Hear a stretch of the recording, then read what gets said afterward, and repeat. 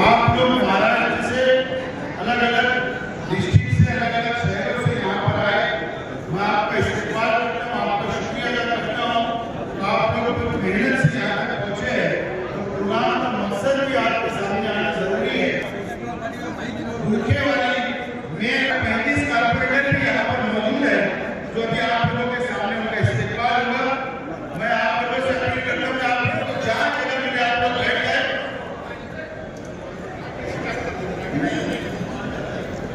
हाज़रीन, मैं आज के इस प्रोग्राम की सदारत के लिए